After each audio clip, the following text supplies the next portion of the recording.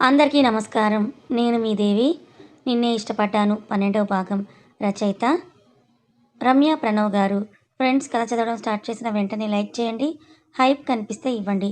రోజంతా షాప్‌కు వెళ్ళినా సరే మధ్య మధ్యలో 10 సార్లు ఫోన్ చేసి తన గురించి అడిగేవాడు. దీప్తి అవసరం ఆయనకి చాలా ఉంది అని హరికృష్ణ గారితో మాట్లాడి దీప్తిని కూడా షాప్‌కి రావద్దని చెప్పాడు. అలా ఒక వారం రోజులు గడిచిపోయాయి. ఈ వారం రోజుల్లో పార్థు కేర్ వల్ల, అలాగే దీప్తి హెల్ప్ వల్ల ఆన్య బాగానే కోలుకున్నది. ప్రతిరోజు షాప్‌కి వెళ్ళడం, వచ్చేటప్పుడు కొబ్బరి బోండాలు, ఫ్రూట్స్ జ్యూసు అంటూ ఏదో ఒకటి తీసుకొని రావటం. ఆన్య వద్దు అనటం, కానీ పార్థ్ ఆన్యను తిట్టుకుంటూ మరీ ఫీడ్ చేయటం, ఇవన్నీ కూడా గమనిస్తూ ఉన్న దీప్తికి పార్థ్‌కు ఆన్య మీద ఉన్న కేరింగ్‌కు తన అనుమానం బలపడింది. వాడి స్వార్థానికి వాడుకున్న సమర్థ్ ఎక్కడ? ఆన్య కోసం ఇంతలా పరితపిస్తూ ఉన్న ఈ పార్థ్ ఎక్కడ అని అనుకోకుండా ఉండలేకపోయింది దీప్తి. ఆన్య కోసం దీప్తిని కూడా రావద్దు అని పార్థ్ గట్టిగానే చెప్పగా, దీప్తి కూడా హరికృష్ణ గారికి విషయం చెప్పడంతో ఆయన కూడా దీప్తిని ఆన్య దగ్గరే ఉండమని చెప్తాడు. సరిగ్గా వారం తర్వాత ఆన్య కాస్త నడవడం మొదలు పెట్టగానే, ఇంకా వారం రోజులు ఇక్కడ పని లేకుండా ఉండి ఉండి నాకు బోర్ కొట్టింది.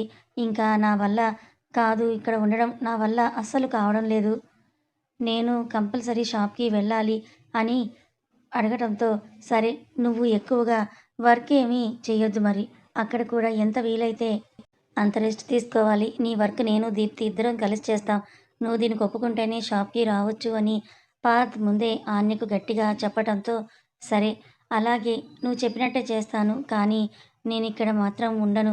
నాకు ఇక్కడ ఉంటే పిచ్చిలేస్తోంది అని ఆన్య అంటుంది. సరే అని చెప్పి అదే విషయం హరికృష్ణ గారితో కూడా చెప్పించి ఆన్యను షాప్‌కు తీసుకొని వెళ్తాడు పార్థ్. ఇదంతా కూడా దీప్తి ఓరకంట గమనిస్తూనే ఉంది.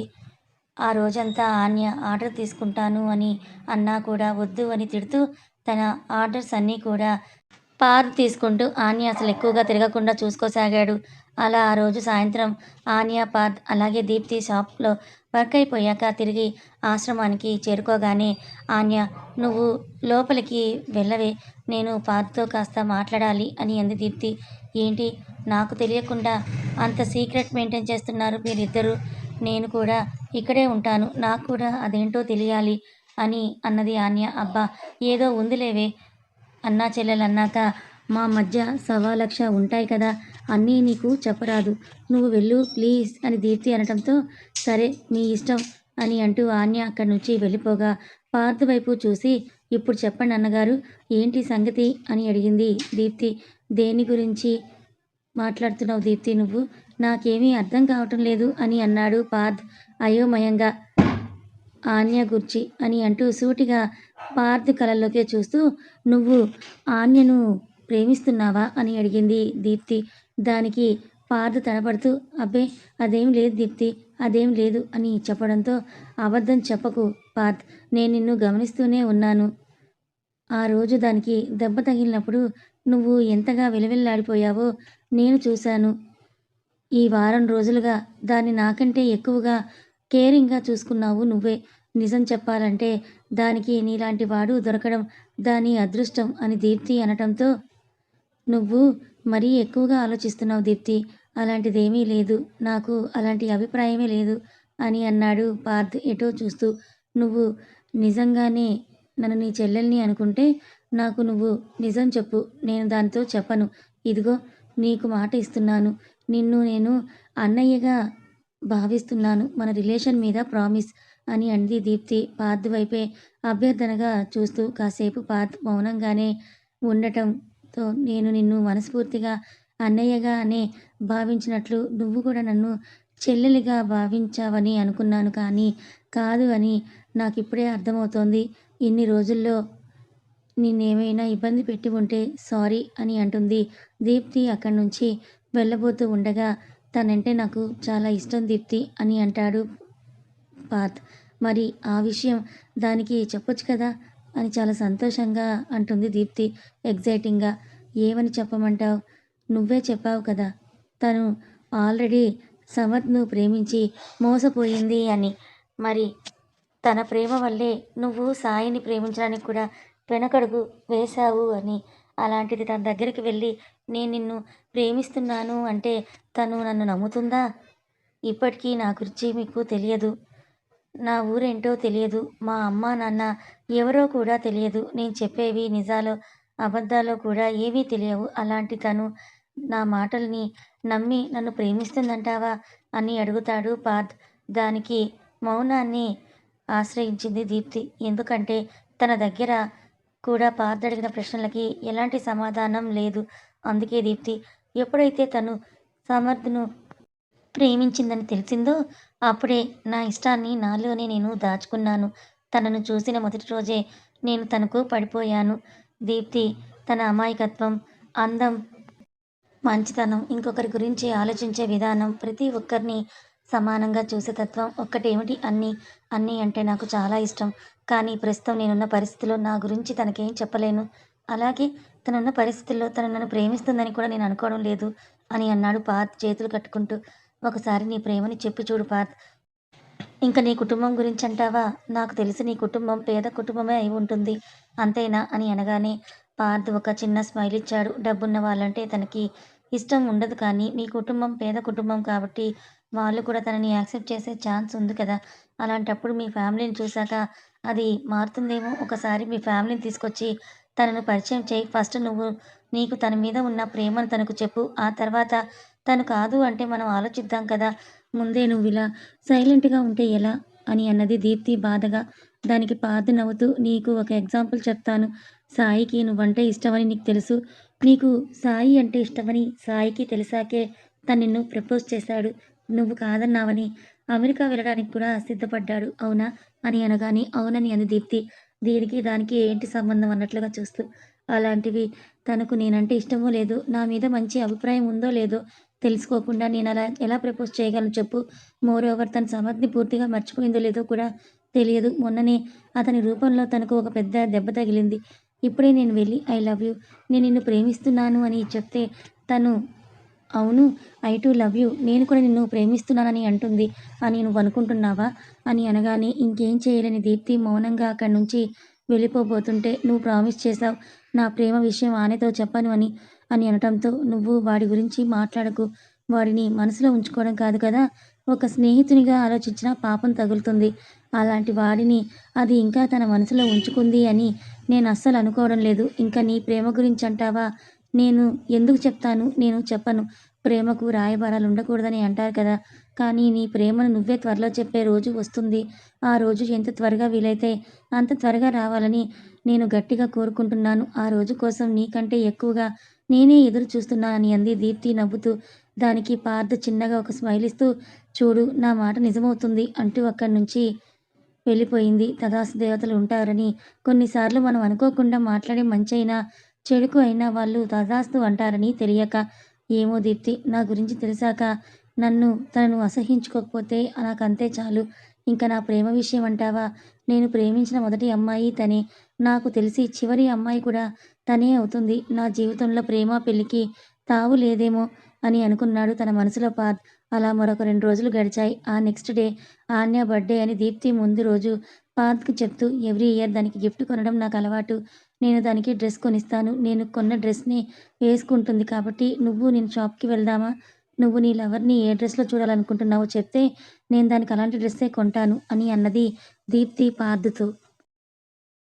ఏంటి రేపు ఆన్య బర్త్‌డేనా? నాకు తెలియనే తెలియదు. నాకు చెప్పనే లేదు మీరు అని అన్నాడు పార్థ్ కాస్త కోపంగా. Hello boss!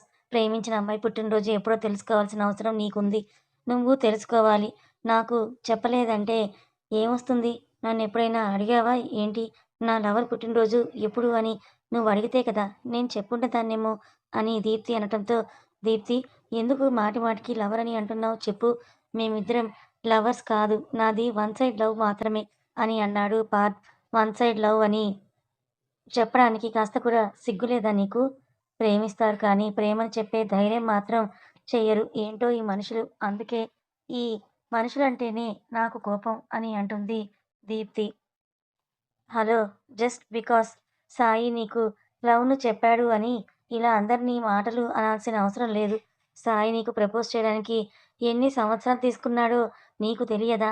అయినా సాయికి తను అంటే నీకు ఇష్టమని కన్ఫర్మ్‌గా తెలుసు. అందుకే కదా! అంత ధైర్యంగా నీకు ప్రపోజ్ చేయగలిగాడు. అదే నీకు తనంటే ఇష్టం లేదు అని తెలిసుంటే అలా ప్రపోజ్ చేసేవాడా చెప్పు? ఈజీగా మాటలు అనేస్తున్నావులే నువ్వు అని అన్నాడు పార్థ్. అయినా నాకొకటి అర్థం కాదు. ప్రపోజ్ చేస్తేనే కదా ఎదుటి వాళ్ళకు ఇష్టం ఉందో లేదో తెలిసేది.